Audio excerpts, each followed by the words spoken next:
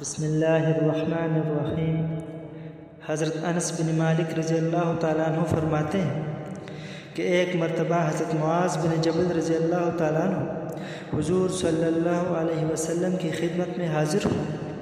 حضور صلی اللہ علیہ وسلم نے فرمایا، اے معاذ، تم نے کس حال میں صبح کی؟ حضرت معاذ رضی اللہ تعالیٰ عنہ نے عرض کیا کہ میں نے آپ پر ایمان لانے کی حالت میں صبح کی۔ حضور صلی اللہ علیہ وسلم نے فرمایا، ہر بات کی سچائی کی کوئی دلیل ہوتی ہے اور ہر حق بات کی ایک حقیقت ہوتی ہے۔ تمہاری بات کی سچائی کی کیا دلیل ہے؟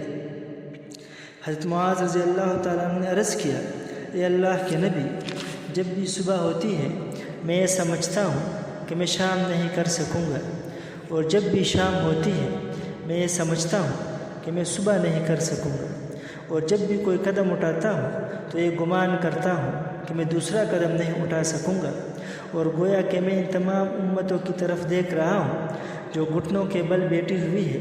اور انہیں ان کے اعمال نامے کی طرف بلایا جا رہا ہے، اور ان کے ساتھ ان کے نبی بھی ہے، اور ان کے ساتھ وہ بت بھی ہے جن کی وہ اللہ کے علاوہ عبادت کیا کرتے تھے، اور گویا کہ میں جہنم والوں کی سزا اور جنت والوں کے اجر و ثواب کو دیکھ رہا ہوں۔ حضور صلی اللہ علیہ وسلم نے فرمایا،